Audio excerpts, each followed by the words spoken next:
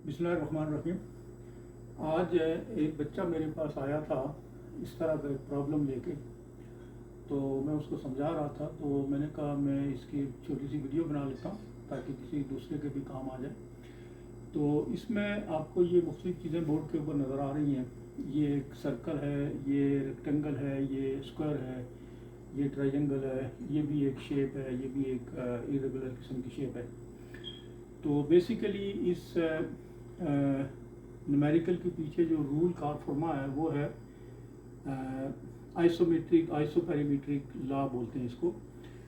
इसमें है क्या कि लेट्स सपोज हमारे पास ये एक स्ट्रिंग है, एक रस्सी समझ लें आप इसको, ये 100 मीटर हम कह लेते हैं कि लंबी है, और इसके हमने दोनों सिरे जो है ना उनको मिलाना है। और वो हम मुख्तलिफ शक्लों में मिला सकते हैं, या तो उसको बिल्कुल प्रॉपर सर्कल की शक्ल में मिला सकते हैं या फिर रेक्टेंगल की शक्ल में। और रेक्टेंगल में भी ये हम इनको चेंज कर सकते हैं, ये वाली लिम जो है ना ये वाला बड़ा कर सकते हैं, ये छोटा कर सकते हैं, या ये भी बड़े कर सकते हैं, ये इनको मज़ीद कम कर सकते हैं, लेकिन बेसिकली रेक्टेंगल शेप होगी। ये स्क्वायर की जो शेप होगी उसमें ये 25-25, अगर ये 100 मीटर है तो ये 25-25 के रहेंगे सारे, क्योंकि स्क्वायर में सारे बराबर होते हैं। और इसी तरह इसको भी हम मिला सकते हैं, इनकी एक लेंथ हम सेट करके, ये सेट करके सारी, अगर एक इसकी रेक्टेंगल की मुख्तलिफ किस्में होती हैं, लेकिन अगर ये इस टाइप की रेक्टेंगल हम इसको बना लें जिसमें ये सारे एंगल बराबर कर लें तो फिर ये रफली 33.33 का एक बनेगा। इस तरह भी हम इसको मिला सकते हैं, इसका इस शक्ल में भी हम इसको मिला सकते हैं। बेसिक इसके पीछे जो फ़लसफ़ा है वो ये है कि जब भी रस्सी के सिरों को आप एक मुकम्मल सर्कल की शक्ल में मिलाएंगे, लेंथ उसकी जो स्ट्रिंग की लेंथ है वो फिक्स रहेगी, वो 100 मीटर ही रहेगी। तो इस सूरत में वो जो है ना ये हैच एरिया जिसके अंदर आएगा ना वो सबसे ज़्यादा होगा। हाँ, मैं आपको ये बता रहा था कि इस सूरत में ये स्फीयर हो या सर्कल हो, तो ये क्लोज शेप की सूरत में, इस सूरत में ये सबसे ज़्यादा एरिया कवर करता है। दूसरे नंबर पे ये स्क्वायर की शक्ल में एरिया होता है बड़ा, रेक्टेंगल और इस तरह ये सब एरियाज जो है ना ये इस शक्ल में जो है ना स्क्वायर की सूरत में सबसे कम होते हैं, ये सबसे ज़्यादा एरिया। और उसके पीछे लॉजिक क्या होता है? लॉजिक ये होता है कि ये एक मैंने छोटी सी कैलकुलेशन इधर की है। इसमें जो है ना ये जो पेरीमीटर होता है उसको हम सर्कमफेरेंस बोलते हैं सर्कल की शक्ल में। तो इस तरह की अगर अशकाल हों तो उसको हम पेरीमीटर बोलते हैं।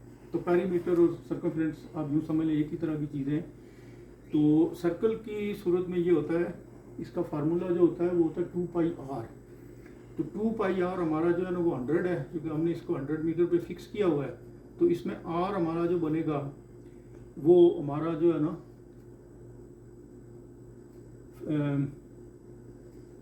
ये हमारा इसका जो है ना इसका हाफ बनेगा। 2πr 100 3.4, और ये हमारा ये बेसिकली 15.9 बनेगा ये वाला मीटर में। तो अब हम इसको अगर एरिया में डालें तो area is equal to πr square.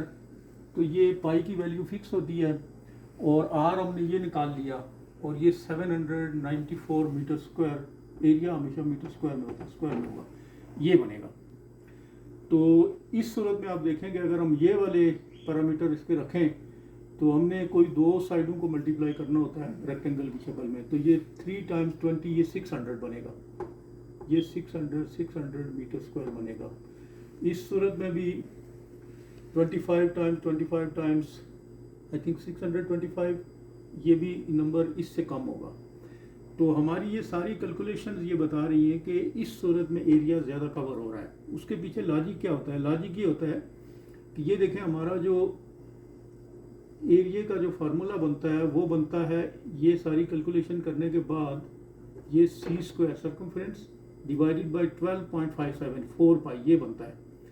इसकी वैल्यू को अगर हम यहाँ पे पुट करें तो ये वाला, यानी हमारे सर्कमफ्रेंस को ये नंबर डिवाइड कर रहा है 12.57, जबकि स्क्वायर की सूरत में हमारे इसको 16 डिवाइड करेगा।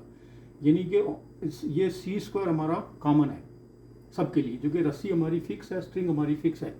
अब इसको ये नंबर डिवाइड कर रहा है, इसको ये नंबर, तो ये नंबर जब इसको डिवाइड कर रहा है तो ये इससे छोटा हो गया, तो ये एरिया बड़ा हो गया क्योंकि इसको छोटा नंबर डिवाइड कर रहा है।